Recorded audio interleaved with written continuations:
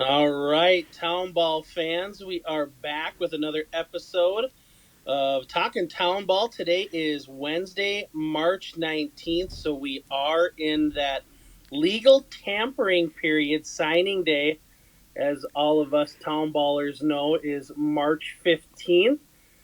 We do have a little bit to discuss about a team folding here right before signing day. That's going to affect maybe some Crow River League rosters.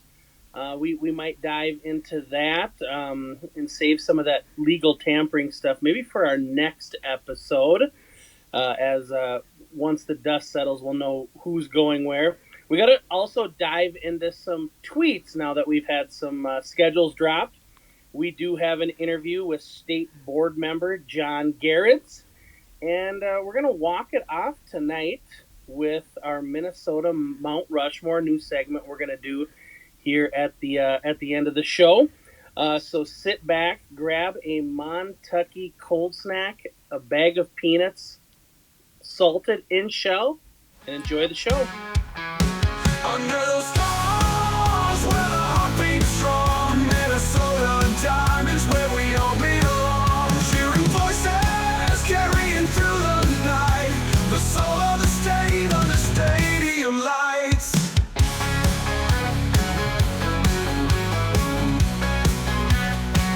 Welcome back to episode 2 of the Talkin Townball podcast. This is Jordan here with John. We are with Ryan remote. We're testing out our technological skills here. He is currently on FaceTime, running through the device that we use to record this. We don't know if it's going to work. We're hoping it is. Ryan, can you hear us? I can hear you from the beach that I'm at.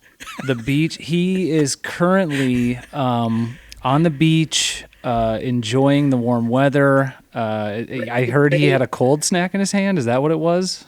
Yeah, and I'm cold too because it's actually the Rainy Lake, that beach up on the Canadian border. Oh, well, that's a great vacation spot. Sounds really no good. matter the time of year. We're going to roll into it here. Just a quick recap. Back in episode 1 last week, we talked to Brian McCallum, the Townball schedule guy. It was an awesome interview. We were happy to have him. We did touch a little bit, a lot, on some realignment of the Minnesota Baseball Association. We want to touch base quickly on that one more time because there might be some of you out there that have no idea what we're talking about when it comes to realignment. And that's fair, to be honest. I mean, I think that there's normal town ball managers, fans, players walking around right now that have no clue what's going on. We don't have any clue what's going on sometimes, even though we're heavily involved in it. But that's fair. But when we talk about realignment and we throw all that in your face, episode 1, we maybe could have done a better job of just kind of describing, and not so much like layman terms, but giving you a really simple breakdown of what it all is. Yeah, I'll give a very quick breakdown. Like John said, real simple here. There were 2 classes of teams. Now there are 3. So that's step 1 in figuring out this process. The 3 classes are A, B, and C. Every team in the state, regardless of class you are in, is assigned a point total. These points involve population of your city or your school district size. They also involve players that you have on your team, whether they're college or former professional players. What else am I missing here? Success points. Success points is the third, so that's kind of the last ingredient where depending on how you did in the state tournament the year before or the few years prior, you are earning success points. The higher your point total, the higher class you're in. So there's A, B, and C. A has the highest point totals. C has the lowest. It's a little confusing, but that's basically what it is. Yeah, and to just kind of piggyback here, the threshold for C to B last year, you might have to give me a clear number on this, but I think it was close to 36. Yeah, it was around that number, and now I believe it's 20. So when you talk about a pretty big shift of teams, yeah, a lot of teams were settled into that 20 to 35 point range. Ryan, your Delano Athletics. Do you know your current number right now? Yeah, yeah. Sorry, we're at 26 points. We do have one of our players that is 3 points because he was a Division II college player. He turns 35, so we'll lose those 3 points and drop to 23. But yeah, we're sitting kind of right in the middle with all the B teams. Yeah. Yeah, so that's another little tidbit. If you didn't already have enough variables in front of you, 35 years old, you go back to 0 points, adding on to your team's total. There are So perks to aging. There are perks to getting older. if you can sign a team of Corey Koski's, you're going to be fine. Yeah, Corey Koski, he older than 35, still hits mammoth Monster. home runs. Monster dong shots. But because he is a older statesman of the league, he does not count for points anymore. Here's a question. If you're 34 and you're a former professional baseball player, is it like 15 points? Gosh, I don't know what it is. I forget, and I just wanted to know if maybe you guys knew. It's 5. It's 5? So you could have MLB? So you could have a Yep. So major league player would be 5. A professional player is 5, and then on down from D1, D2, D3, and then your JUCO. And I think they have NAIA and D3 are the same point total. Okay. But yeah, 5, 4, 3, 2, 1. So you're saying that low A baseball is the same as Major League Baseball? Correct. well. Okay. I think there's a lot of minor leaguers that would love to get paid the same as Major League Baseball players. It just wow, that's impressive. See, we learn something every day. We're over here trying to teach point totals to our audience, and we're learning about our point totals as we go. So, really fun. Yeah. Well, we'll stop boring you with that so much, but because of the shift in alignment and point totals changing, some teams have changed how they operate or have folded because of this. We can't really speak on behalf of teams that may have folded, but one team that has folded is in your league, Ryan, and that's the Mare Blazers. Yeah, so Kip Kovar tweeted out just a few days ago that Mare had officially folded. I did pull up my email, and we did get an email sent by our league commissioners that Mare would not be fielding a team for 2025. They would have been Class B with us. So we are going to go from 8 B teams down to 7. So we got a little work to do. Number 1, scheduling, and then number 2 is our playoff format. And 8 makes a nice round number. I guess you could say 7 gets a little dicey with 3 teams going to the state tournament. So we got some work to do. So when a team disbands like that, when they fold, it's common that you might see some players on a team like that jump to another team. They want to keep playing. Their team is no longer, they're not a team anymore, so they're looking for somewhere else to play. Do you see that maybe happening with some of the Mare players? I know they've got a couple good college players. How do you see that shaking out? Well, so Mare and Watertown make up a school district, and I believe a New Germany is part of that school district too. New Germany has a team, Watertown has a team, so with those relationships, you could see some players probably going to one of those teams. The weird thing is going back to our point totals, and if you grab a player that doesn't have a Watertown player, Watertown grabs somebody who doesn't have a Watertown address and they're a college player, former professional, then it costs them points, and everybody's going to keep a pretty close eye on their points. You look at like Young America, I believe they're at 33 or 34 going into the season. 36 would make them a Class A team. I know like a Plato is on the lower end of B, so if they're ever, say, trying to get back down to Class C. Cologne, another one that I looked at today too, they're up in the higher numbers of Class C. I think they're around 19. So you got to be really careful though with who you add. If you want to stay Class B, you want to stay Class C, or you're trying to maybe get back down to Class C, or you have some guys retiring and you're replenishing with some younger guys. So it's hard to say where some of these guys go. I did take a peek at their roster. A lot of Carver County area gentlemen, but I guess we'll see what happens, and then we can maybe start touching base on. The one nice thing about the state website is it has that that running tracker of releasing of when guys are released and when they're signed. So we might be able to have a pretty good list by next week about who's going where. Yeah, that was a really good addition to the website, I thought. Just you can kind of track players, who's signing who's getting released. Then you have a better idea of who's out there. Right, and I think we'll be tracking that. If we see anything of note, we'll try to bring it to our next week's show for sure. Ryan, I was going to ask you, are you in charge of the Delano NIL fund, or is that someone else on the board? That is. Is that Joe Schlepper? No, it's an individual named Tom Buchanan, and no, that's from The Great Gatsby. No, and you don't worry about that. You just tell Avery Leisman to return my phone call. Yeah, right. That is he'll. You know what? If you can draft him, good. He'll. But he's a blue. He bleeds blue for sure. I only say that because you've got some Mayor. You've probably got some high level talent. Some college kids. We mentioned it.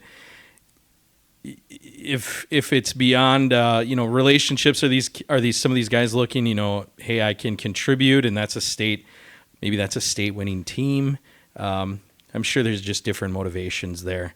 Kind of interesting to see it all shake out. You'd assume that we'd see some signings here soon. Yeah, I would think so. You'd want to see these kids commit to a roster, get kind of acclimated, and hit the ground running with their new squads. But unfortunate. Anytime you see a team fold, it does kind of hurts the heart a little bit. Yeah, you've got fan bases. As small a fan base as it might be, some of these teams that can't carry a roster for whatever reason, it hurts. But in that same discussion, we have new teams every year. It's fun to see new teams pop up. I know we kind of watched the state board had minutes that dropped recently, and they mentioned, I believe, 4 or 5 new teams. Yeah, I know there's one out of Wilmer, the Wilmer Indians, I believe. Wilmer Indians. I was messaged by their manager, and I've got to get back to him here, but they are putting together a schedule. They've got a new squad out of Wilmer. I think that they're going to be playing the league that is it Corn Belt. Ryan, do you know? Is it Bird Island and Raymond? That is the Corn Belt League, and then it looks like they have been placed in the district that is made up of Raymond, I believe the other Wilmer team, which is the Rails. The Rails. The Bird Chuckers. Island, Laverne. I think the Chuckers are still in C. But yeah, that's a Corn Belt League. But I think it's Laverne, a couple other teams down south that are going to make up that district. Pretty solid district, though. But yeah, it'll be interesting. I need a full report when you guys play the Wilmer squad. Absolutely. I already looked at their schedule. I want to go anytime there's a new group. They got new uniforms, new rosters. I kind of want to just see what it's all about. Yeah, I think they're playing over on Field 4 or Orange. It's called. I only know this. I went to college in Wilmer at Ridgewater, and we used to practice on that field, and it's pretty cool. They got full turf infield now, and then the outfield is still grass. But sure. Cool little park. And that's only one of the new 4 or 5 new teams. And as we go, we might have to highlight that in another episode. Some of these new teams. Yeah, and we all know. I mean, it's tough to get something rolling just out of nowhere. It's one thing to inherit a team and try to build it up, but it's another to just completely start fresh. I want to say one thing before we move on. It's because this point total and what it means for teams, hyper awareness of these point totals. I got a call today from Kevin Engerbritsen, who is the manager of the Rockford Crows. The Rockford Crows, we love them. They have a sweet mascot. They're not too. That's a newer team. Third team or fourth year, third year. Yeah, third or fourth year. They're not afraid to wear purple, and I think that's awesome. That's sweet. Yeah, we love the Rockford Crows. But they, as a C team, were up against the threshold to be pushed into B. And Kevin gave me a call today and said, hey, a former player of yours, John, is talking about maybe playing with the Crows this summer. Hot stove. The stove is hot. The stove's real hot. just be careful here. He said, yeah, John, and I'll even throw this out there. Cal Valinkety, good guy, used to play for the Blues. He's now in that St. Michael area, and this might be a full recruitment thing on this episode, and maybe he'll land a spot just from this. But looking for an area team in that general region. And I said, yeah, Rockford, you got Rockford Crows, you got the Anglers in Albertville over there. Why don't you reach out? And he did. He reached out to Rockford, and poor Kevin with his 19 points he's right on his team had to tell Cal, hey, man, we're in a weird spot. It's new for everybody. Last year, I would have loved having you here. But you played 1 year of Ridgewater ball, Cal Valinkety, and so I simply cannot add you. It would push us to B. It would change everything. It would screw up our region. The league would be thrown through an absolute tumble. Well, I think, and I mean, what we're getting into next, this is a pretty good segue because there are some teams that have been bumped from C to B, and they are not happy about it. Boy. They've voiced their opinion via Twitter. Well, I know that there's a group that I know went to the last state board meeting, and I'm guessing they'll go to some in the future that want to take a deeper dive into that college player. Like Cal's played 1 year at a JUCO. I believe it was Loretto had the oldest Koski, I think, pitched 1 inning in a JV game at St. John's University. So that counted as points. I think there's going to be some teams here saying, what are we talking about here? I think, I don't know if it was Cologne or Hamburg had a player who didn't play 1 pitch, but was in a fall team photo. And so they had to use points for him. So he was photoshopped in, I think. That was yeah. Need a better. There's clip art, old clip art. Yeah. So you're gonna see. I think teams. I don't want it. Fighting's not the right word. But no. Kind of like let's talk about this. A 2-3 year starter is a heck of a lot different than a guy who, traveled to Florida his freshman year, played 4 innings on the JV squad, and that was it. So. Yeah, and it's been talked about a little bit, but before. So right, and I think, like you said, it's not a fighting; it's just trying to come to an understanding. And the state board has made it clear in previous decisions. This is black and white, and I think you'd maybe see that same response because if they allow certain things and they don't allow other certain things, well, that interpretation comes into play, and that's when things get really difficult. That leads into that tweet because they did allow some gray area. This is juicy. With the Rochester team. So, explain what happened there. Okay. Well, do you just want to go into the tweet? Yeah. Let's start. Go there. into it. Yeah. Our friends from Hibbing, the Miners, and I didn't know this too. Trying to figure out who's in what district, especially in your area, you kind of lose track of maybe what's going on around the rest of the state. So a lot of teams are posting their schedules, and Hibbing the Miners. Fabulous name, fabulous logo. They came out with their schedule. They're playing in a lot of tournaments because they think they're weekend warriors. I don't think the midweek games happen a lot with teams in the northern part of the state. And they had said, we're in Section 8, which is Class A. And I was like, whoa, that's Hibbing's a Class A team. And they were, a little upset about that. But they'll give it a go, and they're going to play in a lot of tournaments. They got some games. We're going to run into them at the Detroit Lakes Shindig, I believe it's called. So that'll be pretty awesome. But they had made a comment in some tweets below that Rochester has a team. Rochester has two teams. They have the Royals that are Class A, and then they have I think they're the Roadrunners, if I'm not mistaken. I think that's right, yeah. Sounds good. They are in Class B, though, and they are allowed to stay in Class B so long as they only sign players that live in Rochester. Rochester, a city of 122,000 residents, whereas Hibbing is right around, I think, 14, 15. Hibbing is around 16,000, and I looked at their population, and it has been going down a little bit every 5 to 10 years. So actually, it's not all black and white. There is some gray area, and that's where things can start to get a little dicey. Yeah, and like you said, so Rochester, there's two teams in Rochester. They're both set on restrictions on who they can and can't sign.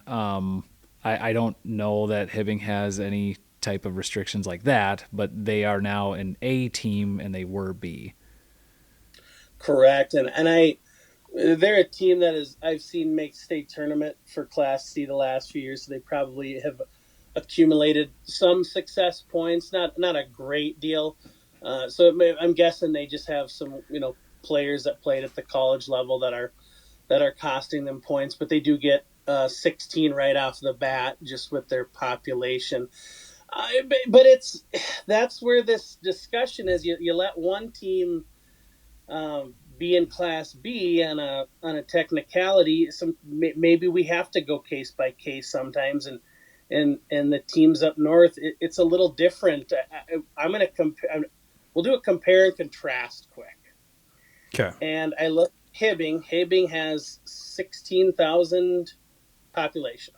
Yep. And we'll use our neighbors to the north, Buffalo. And Buffalo is at about 17,000. Those two cities, though they're 1,000 apart, they're not the same, and they're not even close. I mean, Buffalo is an suburb. Buffalo is growing rapidly.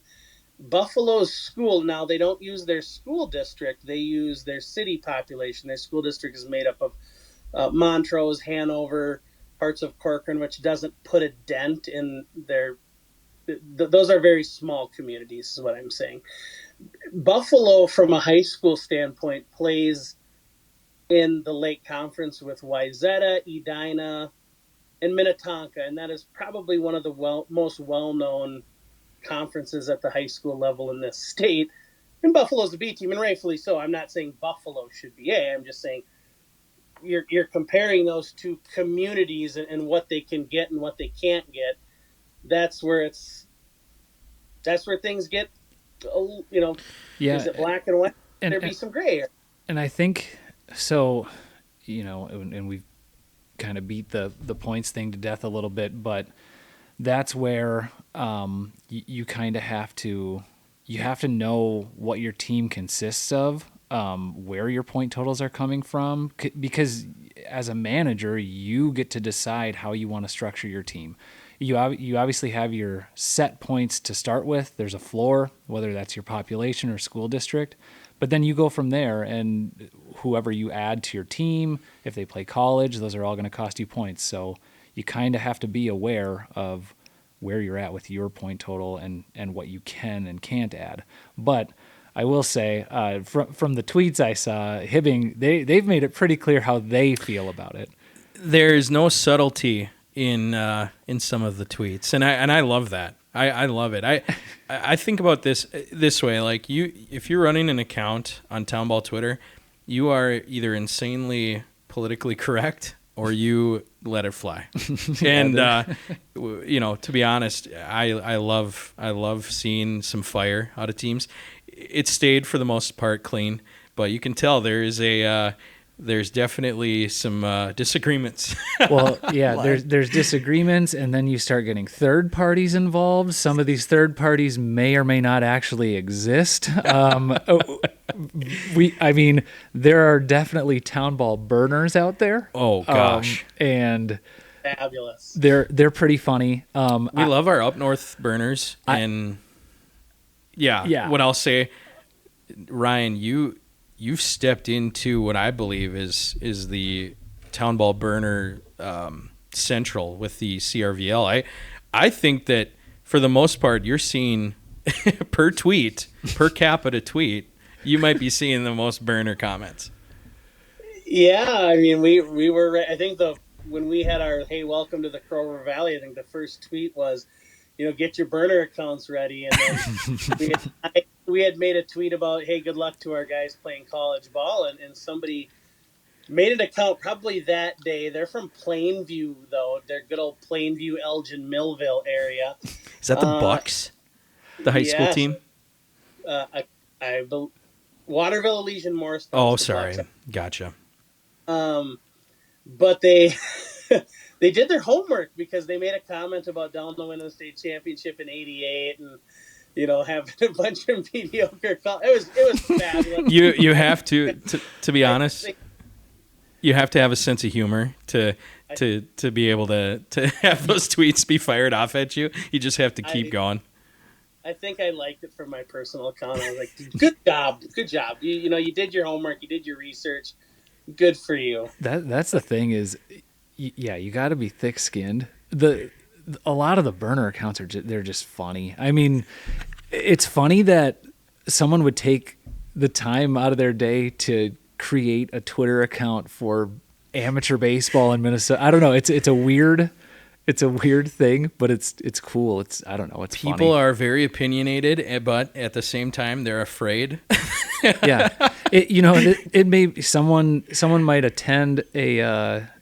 might be attending a state board meeting and might not say a word, and then they go home and from their burner they're just firing off whatever they disagreed with, ripping tweets left and right. But that is why I have to have a lot of respect for Hibbing, because they are pretty clear about it, and I think you can figure out who's behind. I don't know sure. The player Hibbing. Hopefully get a beer with them guys when we play them up in Detroit Lakes. But I was in their crosshairs back in 2023 as well. When what did you do, Ryan? So we had a state tournament in 2023, and I was asked to be on the selection show and celebrity. My segment with Kirby Hemish, and he's a Stearns County League guy. And so we were going through the part of the bracket we were going to discuss, and we were trying to take teams that we weren't from our area. And in 2022, in the quarterfinals, we had matched up with St. Patrick, who beat Avon on a walk-off home run. So I knew Avon was pretty solid. And sure. Going into the tournament in 23, Avon was the 4 seed out of their region. Their first game was against Red Wing, and had they won, they would get Hibbing. And all I said was, don't let them being a 4 seed fool you. They are going to be a tough out. And boy, over the line. Boy. I had to play damage control. And so I'm hoping I can touch base with them guys before we get up to Hibbing, because I'd like to buy a hat off of those. Or before we get up and play them in Detroit Lakes, I'd like to get one of their hats or something. Absolutely. Like you said, I think there's respect gained by being out there and in the open and just getting a little fiery online. They were cool about it afterwards, because I was like, hey, and I don't think they played their game in Delano, but I was like, hey, bring a couple extra shirts. I'm happy to buy a state tournament shirt from you guys, but I don't think they played in Delano that year. Sure. I think it is safe to say, though, we may be in the age of the burner account. Yeah, it's here. It's probably here to stay. It's among us. Yeah, and we're just gonna have to deal with it. The ability to corral it, it just isn't possible. You're just going to have to deal with it. Yeah. And to be honest, there are a lot of negative burners, but there are some fun ones too. And I have to mention this because it has a special place in my heart. But I believe is it Scott from Waverly? Scott from Mark from Waverly. From Waverly, Just yeah. an absolute gem out of account, and I think that account has disbanded. But boy, it was just the most wholesome account I've ever seen. A guy that was very, very dedicated to his Waverly baseball, and He did have a lot of nice things to say. and it was just a sad to see an account like that go. But maybe we're just let's be that motivation to put out some funny burners. Let's some mix it up a positive little bit. vibes. There's nothing wrong with that too. Let's mix it up a little bit. Well, with all that being said, we can say this. There might even be a future episode dedicated to Townball burners, but we're going to keep that on the back burner for now. Okay? Does that make sense? Yes, Was that it cool? does. Was Yes, that a cool thing to say? That was good. All right. Someone that maybe isn't a stranger to burners online, we have a state board member for an interview here. John Gerads joins us over the phone here, and we had a good talk with him, just kind of understanding John and his story. We talk about everyone's Townball story. We want to kind of understand what led them to where they are today, especially a board member. It's an interesting route that John took. So without further ado, our interview with state board member John Gerads. We're here with John Gerads of the NBA State Board. This is our second podcast episode for Talkin Townball. John, great to have you here. Thanks, guys. It's fun to be talking baseball in the snow start. Yeah, it's it's getting sunny. It's getting warmer. We're hoping that the season kicks off without any hiccups here, but we might get a snowstorm in the coming days because that's typically what happens. But who knows? It's in watching some hockey last night, one thing that seems to be consistent in March. No matter the state tournament, it seems like a snowstorm's going to find us. Yeah, it's never fun to deal with, but we have to. So Yeah, March and April is always kind of a tough time. I mean, you have teams that schedule. We had on our last week's show, we had Clearwater. We had a player, Brian McCallum, and they like to schedule games early. And it's always fun to see on the schedule like an April 15th game. You just wonder is there going to be flurries in the forecast? And I'll be honest, I've played in snow games, and it's not fun. It is not a great time. That's why we play the important ones in August, right? Wait till it warms up a little bit. Yeah, Izzy and those guys don't mess around. They like to get stuff on the schedule. You're well aware. Yeah. We kind of want to jump into this interview.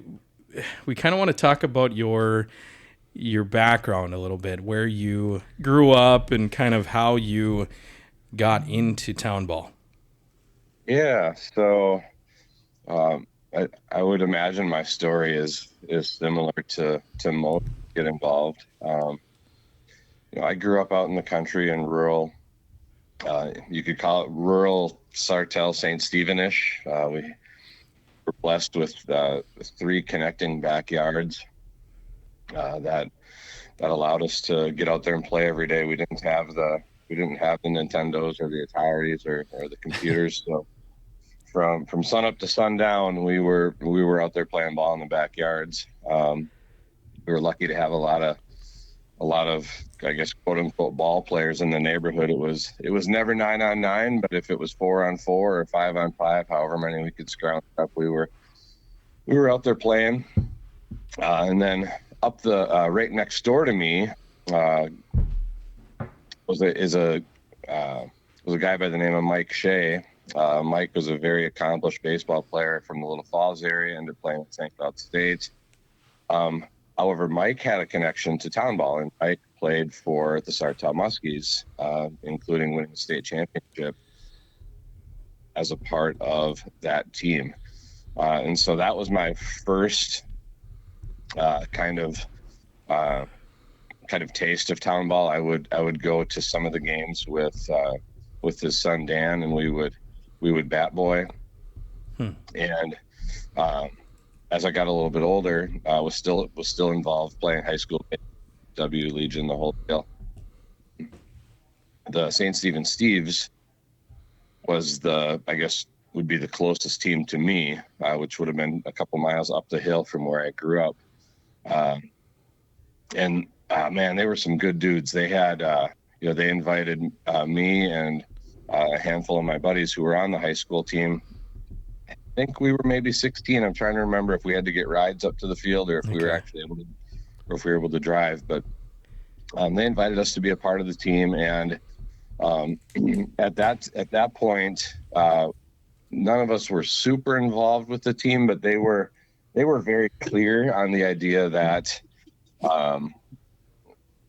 their playing days were done other than Townball, and ours were kind of just beginning, was how they put it. So, Sure. But they were good. They were good dudes, and I think we were more than thrilled to be a part of the team and put our time in on the bench. And we had a blast with those guys. They'd fit us in. They'd fit us in where they could, in the games, and we obviously would show up when we could, because we had other commitments as well around, the high school team, VFW Legion, etc. And so I was a part of that team through high school and into college.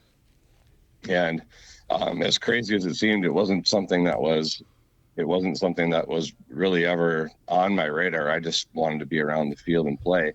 But those guys, as we all do, we reach a point where life takes us maybe in a different direction, and they weren't playing anymore. It was time for someone else to take over the team, and person ended up being me.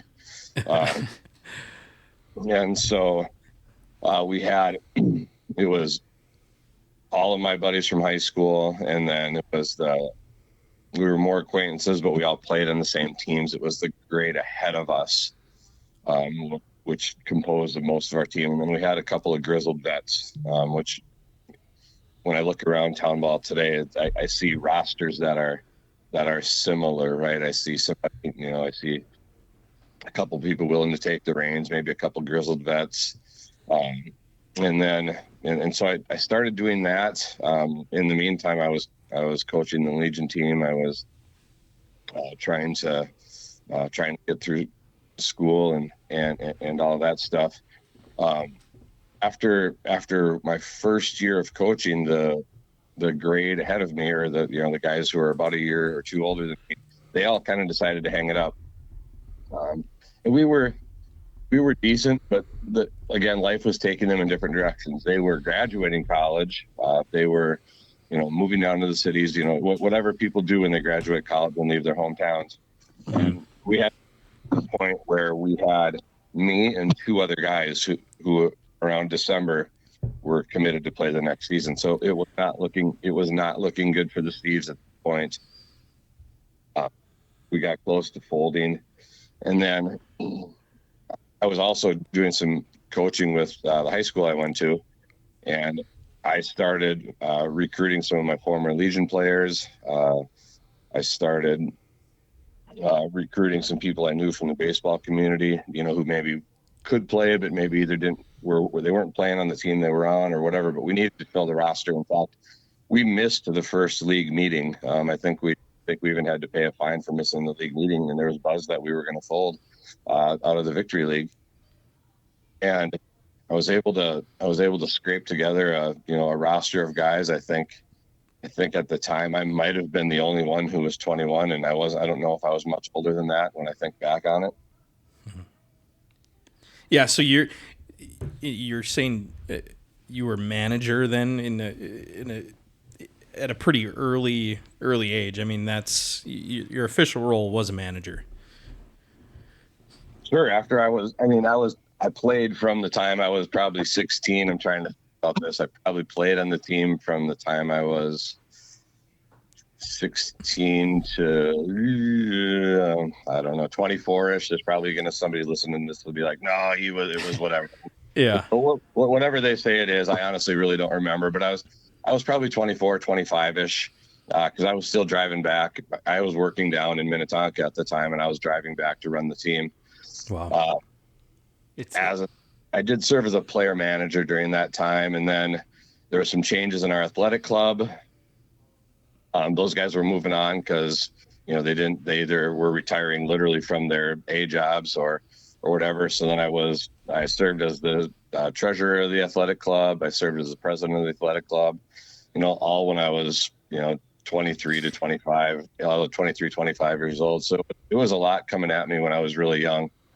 That feels like, or it sounds like, you kind of had to run through the gauntlet by the time you were in your mid-20s. I feel like that's something that not many people go through all of that, whether it's, the playing, the managing, the scraping together guys, like you said, running athletic clubs. By the time you're, your mid-20s, that's pretty crazy.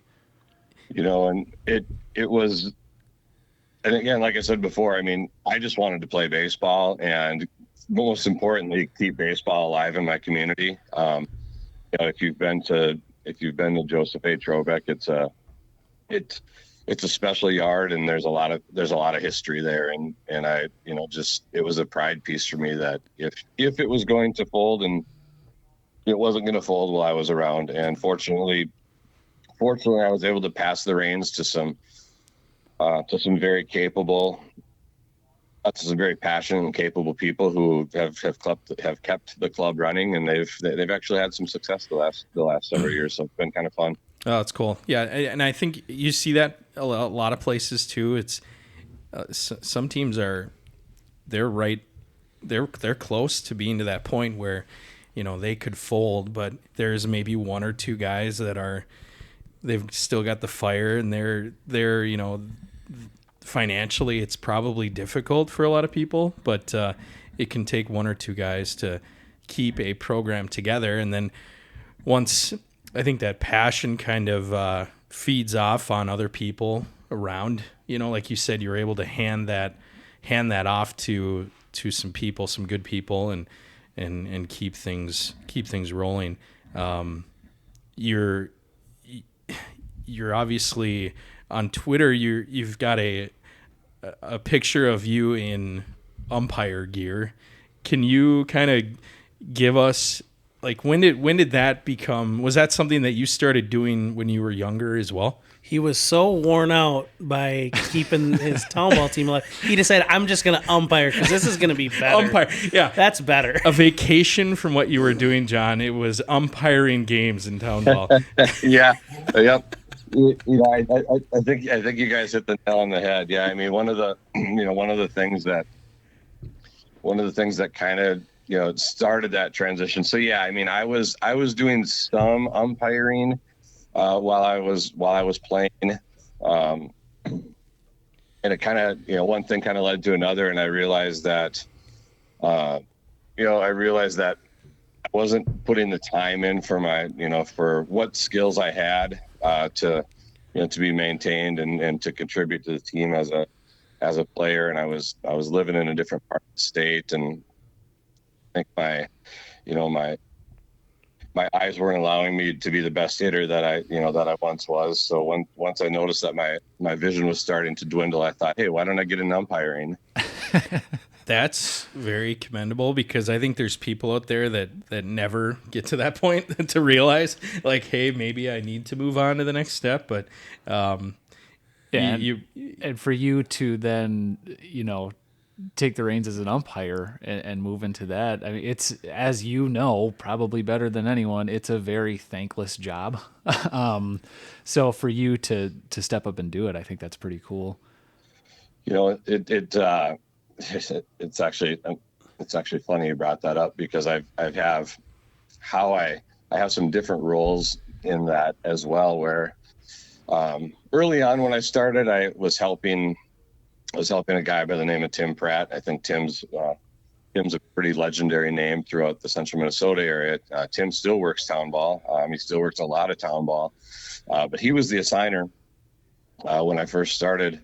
working town ball, and I'll tell you, that was during the transition from the aluminum bats to the wood bats, and I was still a player at that time, and I'll tell you what, there was more drama and outrage about the switch from aluminum bats to wood bats. I remember having a league meeting thinking, and the consensus of the league was all so many teams are going to fold because we're not going to be able to afford the bats.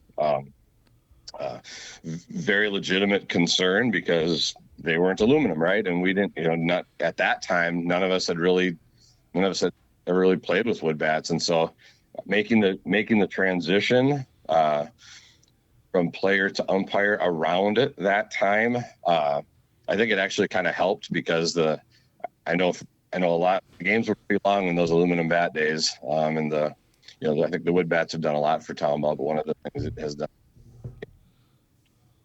It has improved the pitching statistics, I would assume. I think so too. Yeah. And I'm kind of bird walking a little bit, but kind of getting back to the umpiring piece. So as I got a little bit older, I really picked up my volume around the umpire field. I was working probably 50 to 60 town ball games a year, which is many more than most teams play. Right. But then they switched assigners. So there was somebody who was assigning the games kind of resigned mid-season. And I think you're maybe able to see where this is going. Yeah. So somebody resigned mid-season and they needed somebody to finish scheduling out the season. That's kind of your MO. It's someone's gonna, hang it up. You're gonna just pick it up where they left off and run with it. You're picking up the slack everywhere. So they resigned mid-season, and I was just kind of doing my thing. I was commuting from Buffalo, Minnesota into Minneapolis every day for work. We were kind of doing that thing. I was trying to stay busy with umpiring, and then I decided what better time to take over assigning baseball games for 55 town ball teams about 2 weeks shy from league playoffs than honeymoon. Yeah. Yeah, you heard that right. I was on the phone, I was on the computer, trying to get these playoff dates filled on my honeymoon. Where was the honeymoon? It was a lot of it was sitting at a desk in a resort trying to get these games filled. But we did kind of a two-prong honeymoon. We went shortly after our wedding. We went to a resort in northern Minnesota, and then once the weather got a little bit worse, and we went down to Mexico for that part. So that part was during the off season, but safe to say, I tested our marriage days into it by picking up the assigning gig the week of our honeymoon, and that was 19 years ago. So 19 years. Wow. It was in the vows. Yeah. So she knew what she was getting into a little bit when she realized this is not just a hobby. This is going to be almost a full-time second job. Yeah, I mean it's. I was still playing a little bit when we were dating, but yeah, I mean we had, and I'm sure all of you at one point or another, or in some version or another, have had a same or similar conversation. But yeah, we had the conversation of this is kind of how it's like. This is kind of what it looks like on Sunday afternoons. This is a game that does not have a clock, so I might be home around this time. Mm-hmm. Well, I think that, aside from being a player or manager or umpire of town ball, the hardest job is probably being the significant other of someone involved in town ball. No doubt. They are the real heroes. No doubt about it. I couldn't agree more. Absolutely. It's funny you mentioned the drama around the wood bat transition. It kind of rare for the state board to be involved in drama, right? No, that's sarcasm. It's Days of Our Lives, The Bachelorette. It's a boy. It's one of those things. If you hear news about the state board, it's normally not like not someone praising you. It's no news is normally the best news. Obviously, you can go. Yeah, I think that I think that's what makes Townball great is the variety of passionate people who have opinions on things. Yeah, absolutely. And you say passionate. These people are in a position because they are extremely passionate. You got a taste of that early on. You're as manager, you've got almost 300 of the same type of people from all over the state, and everyone has an opinion. Tough to kind of wrangle that. Yeah, and you have to hear all 300 opinions, which probably doesn't make your job pretty easy. No, it doesn't, but it's important, right? I think all of us in life have our own biases based on our life experiences, right? And so we maybe think a certain way about something, and it's really, really important to hear the perspectives from across the state. And what are people fighting for the most? They're fighting for their own interests. Right. And for sure, which is what any of us either have done or would do. And where it becomes a challenge is the decisions that we try to make for the benefit of the entire state. Not necessarily one team or one league. Maybe, depending on the situation, but we really try hard to make decisions that are best for the entire state. We're continually trying to get better at that. Mm-hmm. Obviously the big discussion is the realignment. As Jordan and I and Ryan sit here, we just gotten basically through our scheduling, our league scheduling, our non-league scheduling, and I think it's fair to say that everyone has been, affected differently by kind of that alignment change. Do you, in terms of how the off season's going, does it feel like you've had to answer a lot of tough questions, more so than you've ever had? I think what we're seeing a lot of, at least even the last handful of years, but probably more so this year, is teams paying a much closer attention to their rosters, and who are or are not points players, and who should or shouldn't be points players or earning certain types of points, mm-hmm. or whatever threshold they see as the best fit for their team. I would say that's a lot of the discussion. But yeah, realignment. Personally, I had kind of felt like we were going to stay in kind of a 2-class system, maybe a little bit longer.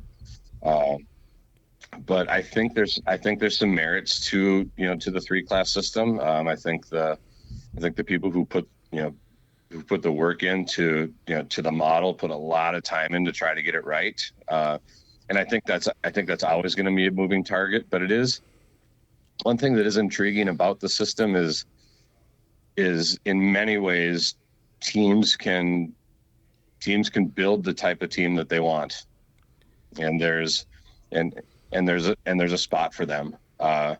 Sometimes from a manager standpoint, I think we have a wide variety. I think we have some team administrators who are very, very good at this piece. Maybe you could even call it for GM work. Mm-hmm. Who are very, very good at this piece. And then we have, I think we have some members of the baseball community who, maybe the points and criteria thing is not in their wheelhouse. And so sometimes those folks come to us with some some guidance or some questions on just how to do it the right way. Yeah, I mean, personally, I think that as this, the new threshold had changed, it kind of forced. I maybe wasn't one of the guys that was always so up on my points, and to be honest, we were never close to going to B, and now that number is a little bit lower, I think it has to be on everyone's mind. So it forces the managers to have a much more proactive approach to the roster, like you said. We've gotten some questions from all sorts of folks throughout the baseball community, fans, managers, media, etc. And one of the things that we're trying to focus on with some of their concerns is that the Class B is not the Class B of old necessarily. I mean, yes, in some ways it is, but it is definitely not. It's like the old. It's almost like the old. I think we spent 3 years going to the state tournament meetings, and I think it was when it was starting to be discussed, and it was, if we go back to the 3-class system, what does B look like? It almost looks like the old Class B, where Jordan and Delano and Maple Lake and Hutchinson and some of those were Class B. So it actually does look like old B, but not what we've obviously had for the last 2 years. Yep.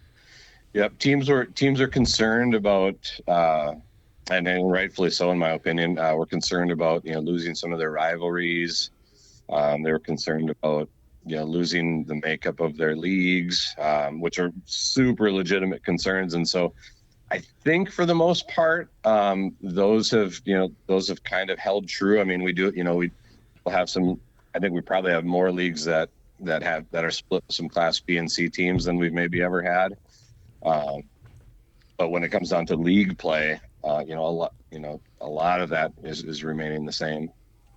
Now, John, you made a comment a little bit ago about a couple different state board members and putting in a lot of work to line up the 3 classes. And so maybe touch a little bit on, there's 9 state board members, but not all 9 of you are doing everything all at once. Working with you back in for the 2023 state tournament, we were dealing a lot with the what's on social media, the website stuff, your umpire guy. You want to touch on that a little bit, because again, there's always guys show up to meetings and see what goes on, and you and the other 8 gentlemen, you meet the night before too for hours and hours on end to kind of go over what's going to be discussed too.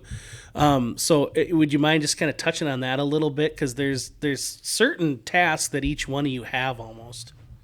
For sure, yeah. So there are every year, every October, November, our president, who is Mark Forsman, goes through the committee assignments, and we kind of decide what committees we're going to have, who's going to be on those committees, and what their responsibilities are. So we've got there's an auditing committee that manages and oversees finance. There's generally 3 to 4 members per community. There's a publicity PR committee. There's a bylaw handbook committee. There's a state tournament supervision committee. There's a state board trailer committee. There's a corporate sponsor committee, umpires, scheduling for the state tournament, and then field box game supervisors, scorekeepers, all tournament team, own fund, the website, web development, roster administration, criteria, media credentials, and the sportsmanship committee. And then, everybody's favorite line with any job that you have, there's other duties as assigned. Right. When we, it's funny, we obviously had been to a lot of meetings, and the vibe that I had gotten is you were kind of the in-house IT for that, for the board.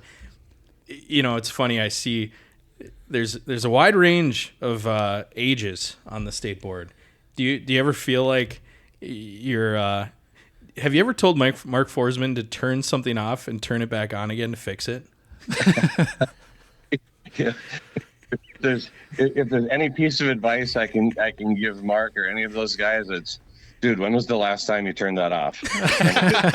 Because I think about this a lot of times. I'm like the local IT for my parents. If they have a question about a Netflix account or some sort of like streaming device, I have to go out and I have to help my parents. I sometimes get the vibe that that's your unassigned role as a state board member as well. Yeah, I would say that is my other duties as assigned. And unfortunately, sometimes I do turn into Nick Burns. If you've seen the Saturday Night Live sketch, Nick Burns, your company computer guy. Yeah.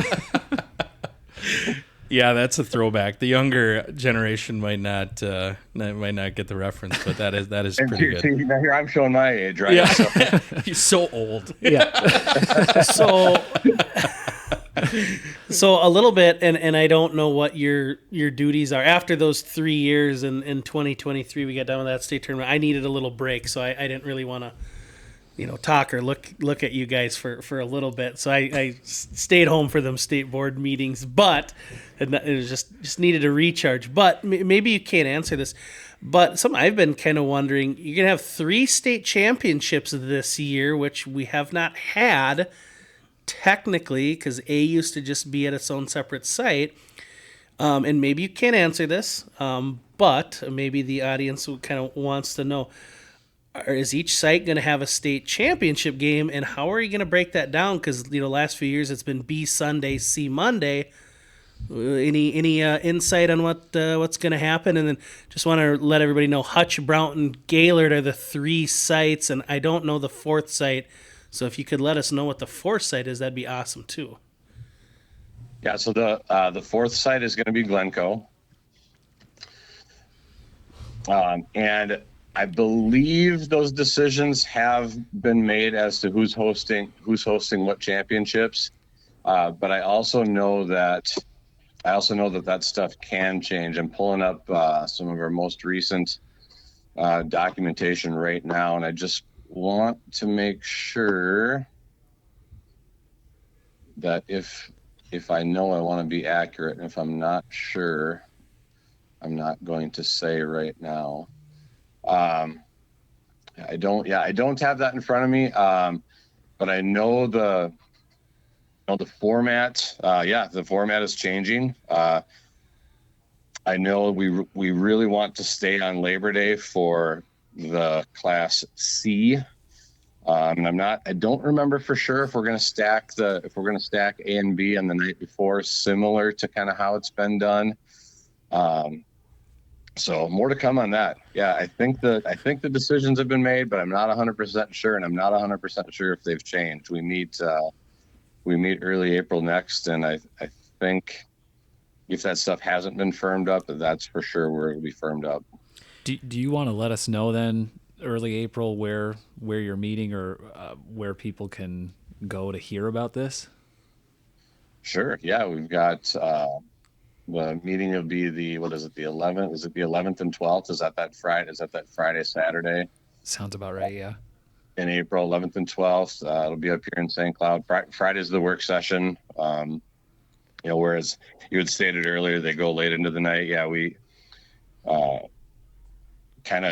that's our time to kind of meet in person prior to the meeting, see if there's anything we need to go over, and then the public meeting will be at the VFW, and that's a little bit of the longer meeting. I think we pull up the calendar here.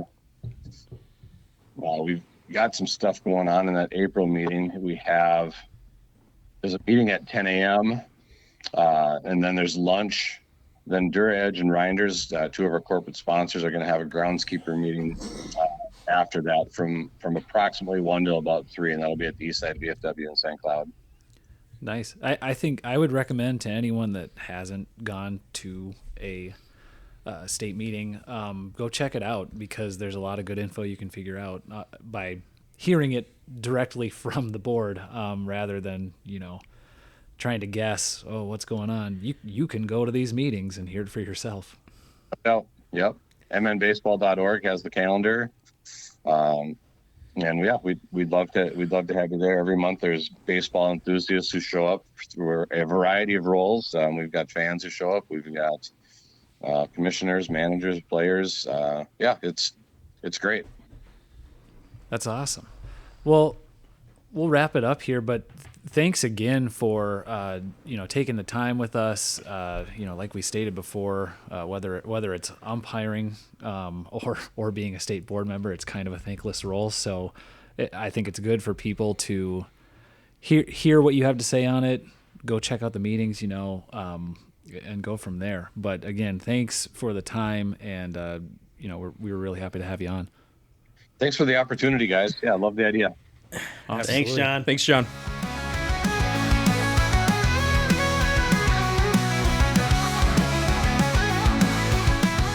And that was our interview with State Board member John Gerads. Good time. It's always fun to kind of get someone of his position on Townball to kind of just give us his side of things. We'll just say that for sure. He's really done it all in Townball. Yeah, and I respect him too, because I mentioned in the interview, I go to these state board meetings, and he is kind of holding some of that meeting up, because without someone that can be a little technologically advanced, I mean, obviously like Jason Kirshner and John, they do a lot of work to make those meetings flow well, and that's good people. So one of the that was huge in going to that 2023 state tournament, and John was great because you just pick up the phone, you just call him, and they didn't treat us like we were there putting on the tournament for them. It was, we're putting it on for the teams and the fans.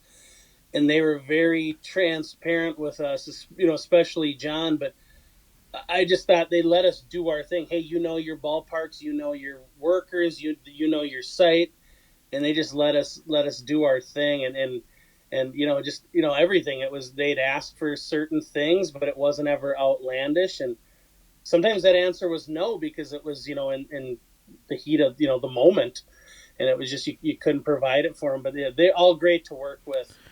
All 9 of them, and none of them really gave us too much flack. No, what I think is it's empowering to have someone support what you're doing at your field. You can make it your own a little bit. Obviously, you're representing the state board. You're representing state baseball, but they want you to do things as you do them, and it allows people to feel comfortable in their own park and kind of approach things how they would normally approach them, and with a little bit of guidance here and there. Yeah, they do a great job. Couldn't say enough about as far as what they bring to those state tournaments and helping these host sites. As we get into our post-interview section of the episode here, we do want to try to get into like a new segment, and this is interesting because I could see us definitely going further down this road. We want to highlight a few things in Townball, and from our own perspective, we want to basically pick out things or areas or ballparks that we find interesting or awesome. And this first Minnesota Mount Rushmore, we're going to call it, we're going to focus on fields that we personally have not been to play a game, but we want so badly to schedule one and play at these fields. Is that kind of how? I mean, is that as clear as I can make it? I think so. And we're gonna do this draft style, snake draft style, and we're gonna tackle it that way. We're gonna randomize our draft. We have, all right, the randomization. It looks like I'm going to be leading off. Yeah, I think you had to trade up to get that pick. Trade up to get the pick. I gave up a 4th rounder. There are only 3 rounds. I'm going to lead off with this. Okay, guys, 1st round pick. Place I have not been or played that I want to play at Milroy, the Irish Yard. Okay, that's my number 1. That's my number one pick. Let me give you a little explanation. This is that ESPN, like, you hear that little sounder, and I've just drafted them. Let's get into it a little bit. The Irish Yard. I wasn't completely up on what the Irish Yard was completely about until last summer. I wanted to implement some video streaming at my park in Litchfield. Yep. And a man by the name of Adam Yannick from Delano said, "Have you seen what they're doing in Milroy?" And I said, "No, I don't know what you're talking about." He goes, "Go on YouTube right now. Go on YouTube. Search Milroy Irish." It's a minor league feel. Everything about it is like, this is professional. Yeah, everything's. They have a camera in the center field over the pitcher's shoulder. They have. It's just it's amazing, and I'm jealous. I'll be honest, I'm very jealous. I think that motivates a lot of places to like get better. Is you see your neighbor, you see somebody do something awesome. The Irish Yard just blows me away. It's like a field of dreams. It's in the middle of the cornfields. You know, they're out of town. It's just everything about it. The vibes are awesome. That's all I have to say about it. Yeah, Awesome. John forgot we were actually doing this, and since it's St. Patrick's Day week, he just went Irish. Just type that in on Google. I was Googling Irish shirt for weekend drinking, and then it got me to Milroy all of a sudden. With that being said, my first pick is actually going to be St. Patrick. Just following suit. Boy, here. you really you've outdone me. Yeah. So St. Patrick, your traditional bar, church, ball field, unincorporated town. They just put up lights a few years ago. It's a bring your own chair kind of ballpark. It sits down in a little berm, so kind of at the bottom of a hill. The church and the concession stand are up at the top of the hill. I believe they have been working on, and please forgive me if they are done with it, like a viewing deck up on the top of the hill near their concession stand, and some sort of walkway down where you can set out your chairs. So, just out in the middle of some fields. There's maybe some houses within, a couple 100 yards. But yeah, I'm going to go St. Patrick, Luck of the Irish. Happy St. Patrick's Day. That's a good first round pick. I like that. I mean, getting into, wrapping up the first round here, I didn't. I have nothing to do with St. Patrick's or Irish or anything here with my pick at all. I went with Island Park in Wyndham, home of the Pirates. Wyndham. Wyndham. I've got a few bullet-pointed reasons why here. Showing my pitcher bias, they have huge gaps. It is deep to both gaps because it either is or used to be a football field. So giant outfield, nothing's getting out there. They've got the big metal bleachers out in center field, about 480 feet away from the plate. Football field. It looks like it's kept up really well. But the number one reason I want to visit this park is because looking at pictures online, and I already thought, this is a pretty cool park. In left field, beyond the left field wall, they have an actual pirate ship. I don't think there is a single. I don't think there's another team in the state that has a pirate ship beyond the outfield wall. And I don't know if you hit it, if you get a prize, if the pitcher has to walk the plank. I don't know what happens there, but I thought that was a really cool, unique feature, and I'd love to go play a game there. I want to say one thing with that, because I think it's crazy, but when the flooding, the last, I don't know when that hit hard, but there was some major flooding in that southern Minnesota area. What was that? This past summer. Yeah. No joke. I believe, Wyndham, if it's the only place with a pirate ship in its outfield, Wyndham posted a picture of the pirate ship in the water that was flooding the field entirely, but the ship looked like it belonged there. They are apparently ready for anything. And is this like a Noah's Ark thing? They know it's going to come to an end, so they have it built, ready to go. I don't know. But it's impressive is what it is. It's really cool. I will give you 3 points for that pick. Cool. I We don't get know- points for That's this. imaginary. I don't know what it means. A little who's line. The points Yeah, don't exactly. matter. Points don't matter.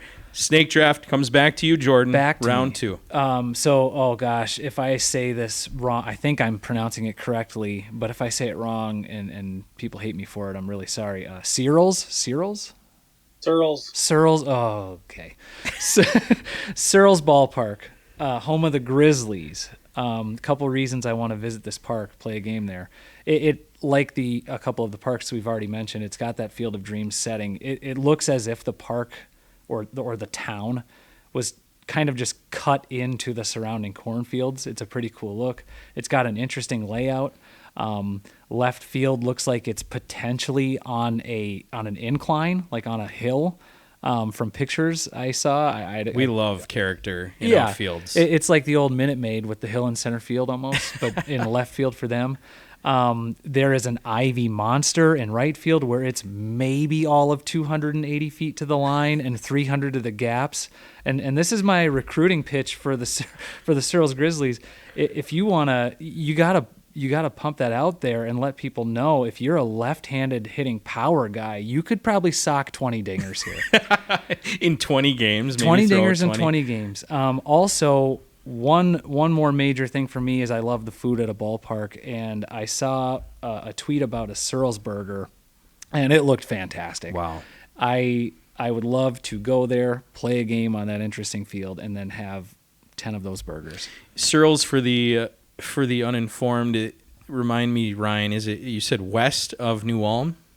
I believe, don't quote me, I know it is in that area, down with like Hanska, Cortland, New Ulm. New Ulm might be like the feeder system for them and several of the other teams in that area. Cool. But I know they're down in the old region 2C, I believe it was. The old Tomahawk. region. Tomahawk. Sure, gotcha. And before we go on to the next pick, we are a sucker for any named burger. So if you name a burger, Yeah. I don't care if it's beef on a bread, Yeah. we want it. Yeah, if it's got a name, we want it. Absolutely. All right, Ryan, on to your second round pick. Well, I'm going to go up north since we are playing in a tournament there this summer, but I've never been there. I'm going to go with Detroit Lakes. I believe the ballpark is Washington Yes. Ballpark and Stadium, or if you're really old, you say Washington. So, I mean, just they're the Detroit Lakes Ligers. I think Great name. Unbelievable name, unbelievable logo, and I believe they kind of came back into existence. Maybe is the best way to put it. I don't know what the history. Obviously, they had a team years ago. But they've been kind of a newer team that somebody came in and breathed some life into that baseball program up there, and they've been back around for a couple of years. So excited to see play up there, and it'll be a fun weekend. So your wish will come to fruition here in the summer. Yes. Yes. Okay. The one thing I've heard about that stadium too, it's on some sort of historical list. They, like a lot of old buildings, they struggle to like approve like upgrades to it. So it has to stay old and true to itself. It has to.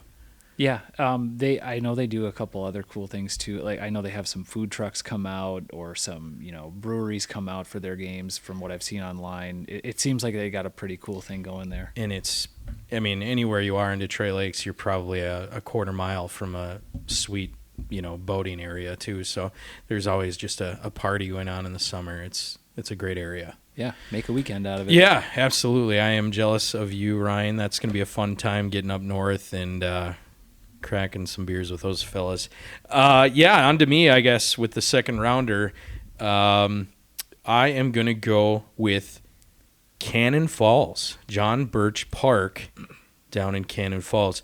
And I say this because I did have family that lived down there, and I've been around the Cannon Falls area, like a beautiful small town. It's really cool. It has a river that cuts right in the middle of it, and the ballpark is not too far from the river. I want to say it's sitting right up against it. It, because of that reason of the land and how the geography kind of is there, they've got some unique seating options down there. First baseline. So, I mean, if you want to talk a berm, this is more of a what are the to stop a flood? You would say you'd build this type of thing. Levee. A levee, yeah, it's a levee basically. Like Litchfield has a berm, they have a levee. It's about 5 times bigger than our berms in Litch, but really cool seating options. They have this like elevated grandstand. You think about your normal grandstand. You get up these metal bleachers. No, it's already 10, 12 feet off the ground. It's elevated. The press box is elevated. Like I said, it's right on the river there. Kind of a lot of beautiful. You see these pictures. I'm a sucker for a good overhead ballpark picture. Yep. And it definitely shines in that department. And I will say Milroy, my other pick, shines in that department too. But Cannon Falls, a really cool spot. Once ran a 5K in Cannon Falls too, by the way. So, That is awesome. I don't know, kind of a sick brag there, but yeah, Cannon Falls, John Birch Park.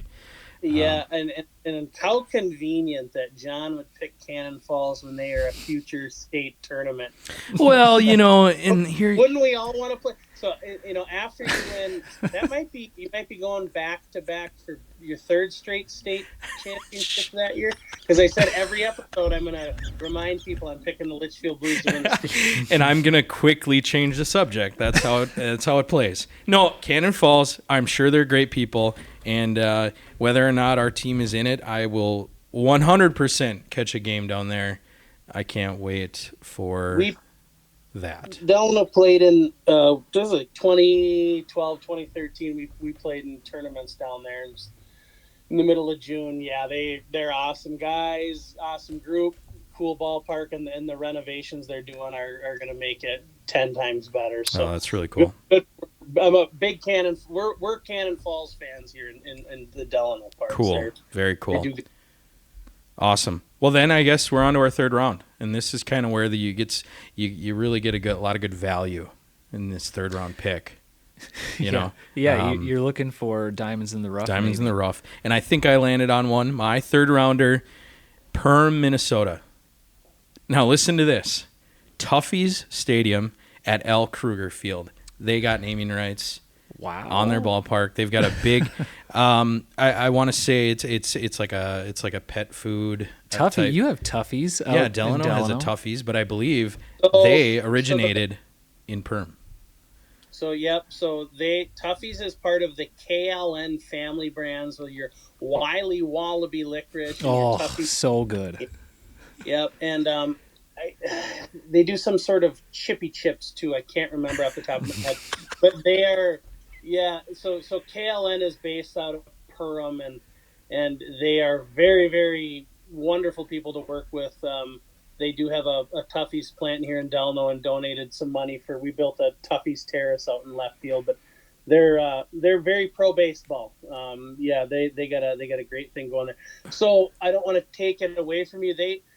Perham and Wadena would have been the last state tournament north of St. Cloud, and that was back in 1994. And I think that field was wrecked by a tornado, and they had to start from scratch up there. Okay, wow, I did not know that. I do want to speak on the field itself. Obviously, the naming rights are cool. L. Kruger Field. You drive into Perm, and I've done this. I go up to that Perm area every winter. I go up to Ottertail Lake, and I ice fish up there. But we always drive up through Perm, and it's interesting. The field sits right in town there, right off the main drag.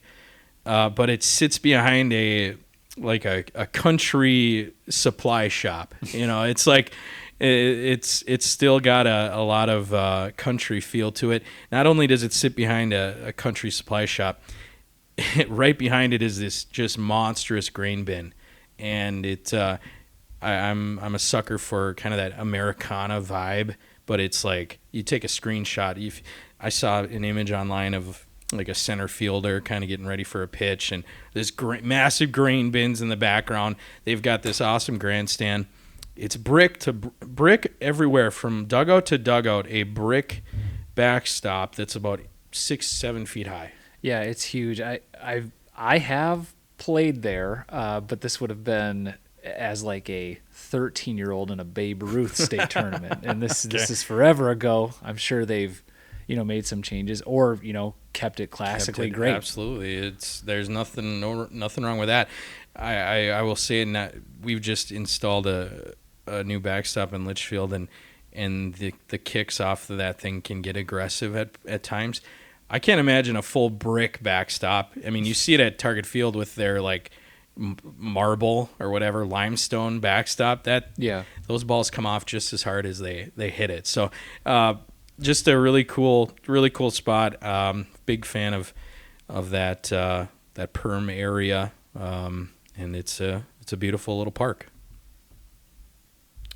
I believe we're on to Ryan. Do you have anything negative to say about my pick? Yeah, you spent the whole segment bashing teams up north, and then you want to go. You're saying this is damage control? I know what you're trying to do. All right, it's your pick, and guess I'm not going to make fun of it. I'm going to embrace your pick. You can, because I stole your idea, because I'm going to go with Avon. And not that they're technically up north, but they are a future state tournament site. So we actually have them coming down to Delano this year at the end of July. But I'd love to play a game there, and I would love it to be in the state tournament. They recently put up lights a couple of years ago. They will be the first ever Victory League team to host a state tournament. That's huge. Yep, which is awesome, well deserved. And as much as I don't know much about Avon or the team. I know they've had a good team the last couple of years, but I mean they seem like great guys, and looking forward to having them down at our place and hopefully getting to play up there. Quick little Google map, looks like they kind of share a parking lot or are right behind a Casey's.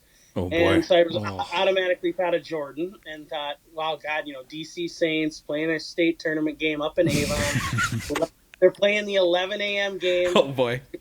Jordan's at that Casey's at about 8:30 in the morning getting a breakfast slice of pizza and his Casey's coffee. Classic. You better believe a Casey's classic is coming into that dugout. That's nice. You get those weekend tournaments. You come in a little sluggish.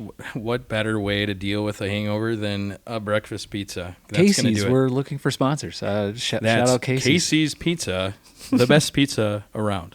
Yeah. No, and Ryan, it's funny you mention kind of piggybacking on this up north decision. I think if you're north of 94, I think you're gonna be called a northern team. You're classified as up north, and so Ryan, by about 80 feet, you make that because they are playing right on that highway.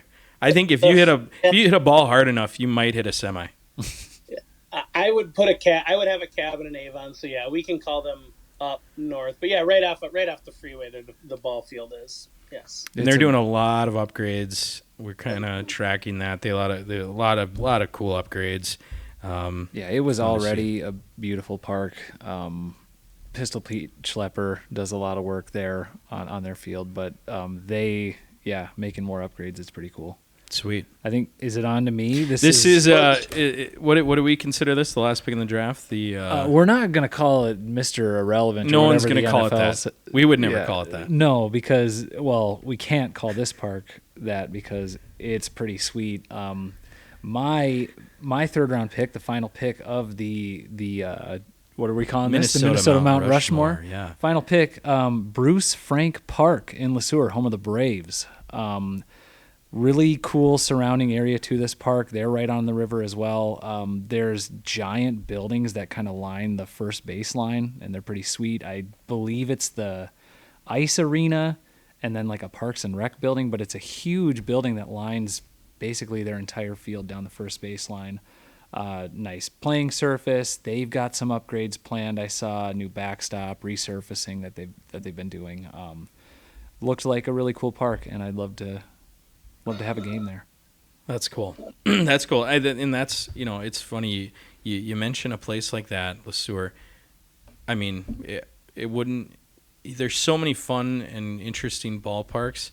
I wouldn't have thought of that. Like, it's cool that you bring up something like that because it's you really can't go wrong with, for the most part, in anywhere in the state with these parks. Yeah, I mean, we listed 9 parks that we haven't played a game at, and that's just 9 of however many hundred. We've been to and played at a lot of them, but there's plenty that we haven't, and they all have their cool, unique features about them, and their backstories to them. And we've played at a lot of bad parks too. Yeah, I mean, there's good parks, there's bad parks, but I will say, as long as you're trying, Yeah, you have to respect the work put in, whether or not these places have, a community backing them, or maybe it's a one-man show. A lot of these parks are, and that's. We hope that kind of that draft that we put together there, we'll probably bring that back. It'll be a reoccurring bit, just in different situational things. different categories. Yeah. We'll be highlighting a lot of different parks, teams, food items, logos, mascots, okay. Wow. team names. I'm not going to give it all. We're away brainstorming here, on air right now. There's a lot of cool things we could point out. Absolutely. Cool. Well, anything else you guys want to add to that discussion before we wrap it up tonight? Again, thanks for listening in. We're hoping to not bore you to death with this. We're having fun. Yeah, it's just a continuous, it's just a good time. We're having a great time. Well, it's fun because we are excited for the year upcoming, and it just kind of flows out of us. It's almost like a venting session. Like, all I want to do is talk Townball, and it gives us an outlet for that. So I think you're in the same boat as a lot of people in the state. Maybe the same pirate ship as a lot of people. We're in the same pirate ship. We're in the same Toughies Stadium. I don't know what I'm saying there, but great time.